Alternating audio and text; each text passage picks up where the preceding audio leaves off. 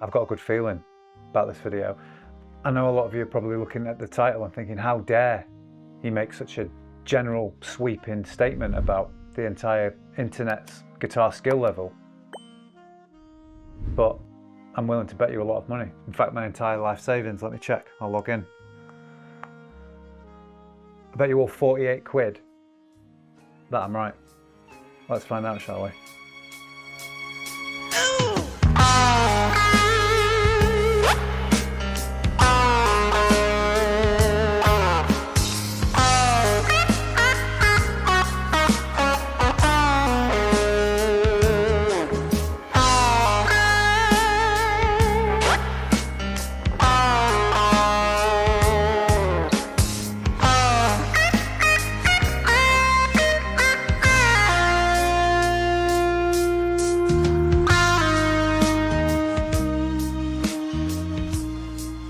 We like shit jokes on this channel. I told you it was easy, and it is. No questions asked. A lot of you should be transferring me 48 quid right now. I made some projections, somewhere in the region of 284 grand should be coming in. Might start my own bookies.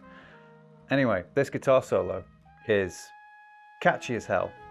It's the perfect solo for this kind of track, and it's simple. There's nothing fast or flash going on, but it's just a great example of something that's perfectly executed. It's the exact right solo for this track. It's laid back, it's cheeky, and it builds, holds tension, and it releases it.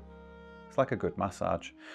But yeah, if you want tabs, backing tracks, and other stuff, there's nothing else to go along with this lesson. You can grab that on Patreon and help support the channel.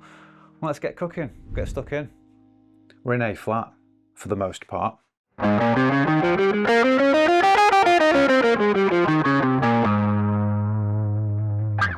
a lovely key. It's got a lot going for it. Now I say for the most part because there are a few unusual notes in there. I want you to think of it like this. Imagine you've downloaded a Chef Ramsay recipe from the internet. You're following it along, it's going to plan. You look over at your spice rack and you think, cayenne pepper, go on, fucking get in. Garlic powder, have some of that, Chef Ramsay. Taste it, it works. You don't know why it works, but it just does. You could delve into the science behind where those ingredients come from, how closely together they're grown, but you can't be arsed, okay? You just want to eat it. It's exactly what's going on here, I believe. Our first phrase goes like this.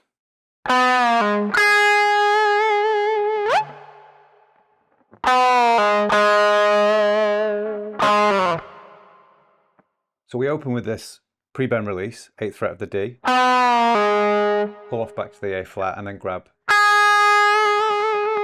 the A flat on the B string, the octave above, with a healthy, and I mean healthy, amount of vibrato.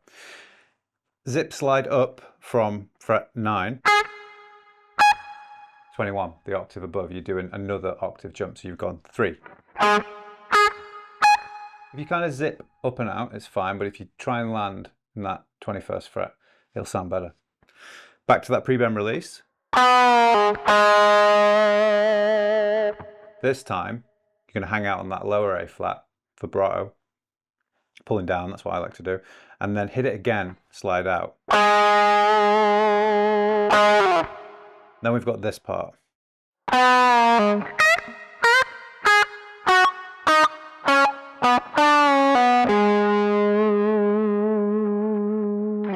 So it opens with the same pre-bend release and pull off.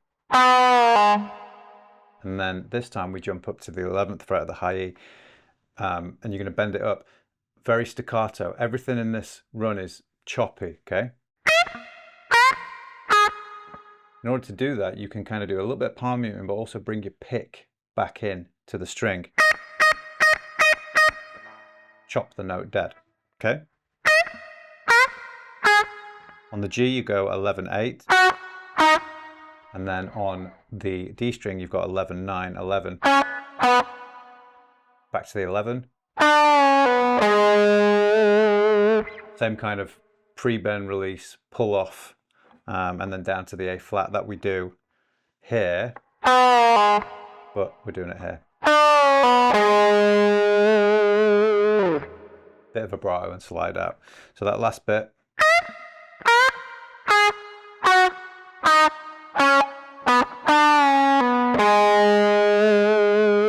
The two weird notes that I was talking about before, that fall outside of A flat major. These two, okay? Minor 7, minor 3rd. And as you hit them,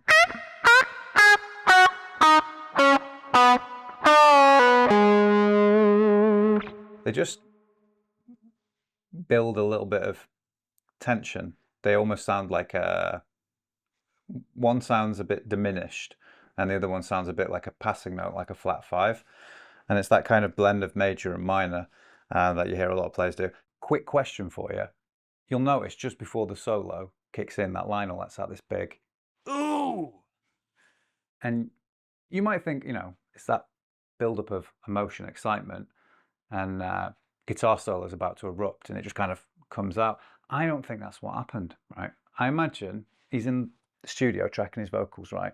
He knows he's got vocal break coming up and he's said, do us a brew, will you?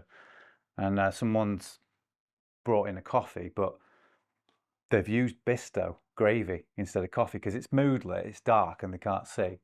And he's had a sip, ooh, and then gone, oh, that would keep that. It was in time, in tune, and it sounded great. This fucking brew, by the way, is disgusting. Don't do that again. You won't be working there for very long, believe me. But keep that ooh. That's what I think happened. It sounds more plausible than what I said at first. But let me know. What do you think? Because maybe it wasn't gravy. Could be something else. Horlicks or something like that. What do you think? Let me know in the comments below. I'd be interested on your take. The second repeat is almost identical. It starts the same.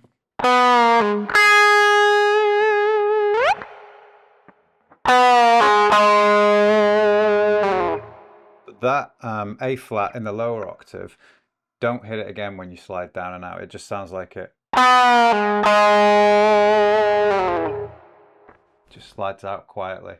So I had 8 pints in about 45 minutes and thought, getting off, I'm going to throw up. Poor A flat, he's going to have an hangover.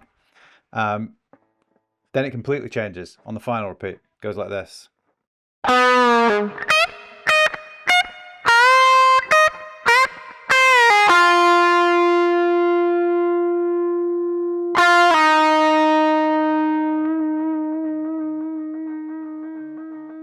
So what I've done for this last part, a bit peculiar, but I think it lines up with execution of the track. So staccato bend the 11 on the high E, let it down, and then bend it up again, but put the pinky on the 12. It gives you that kind of weird, dissonant, out of tune note, somewhere between 2 frets. And you can see there that by bending with the 3rd finger and then just putting the pinky on is way more stable. It sounds like a fretted note in between 2 frets rather than a pre-bend with the pinky, which could be a bit shaky. That's the way I'm doing it. And it keeps my hand in that first position without having to go higher up the fretboard. And then I hit the 11 on the B. And then 11 on the high E, rebend very quickly, and then pre-bend release, pull off to the 9, pretty standard, and 10th fret of the G. I think there's a little bit of a vibrato on the track, but it was ringing out for me, so I just kept this one flat, slide back a tone, and then some fancy vibrato there.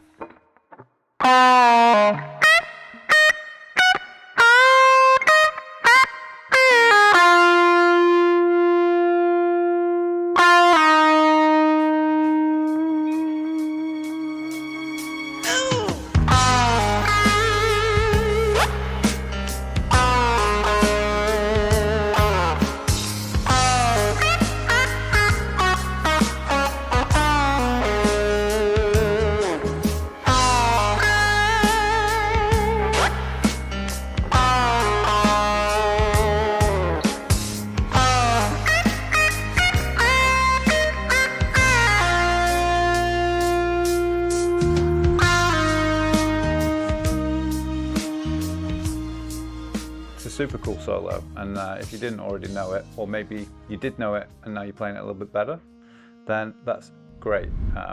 If you want more videos like this, hit like, subscribe, the bell next to it. And also remember, you can help support the channel on Patreon and get access to backing track tabs, other useful stuff. But yeah, perfect kind of solo lesson for the weekend. Go and enjoy yourself, and I'll catch you in the next one.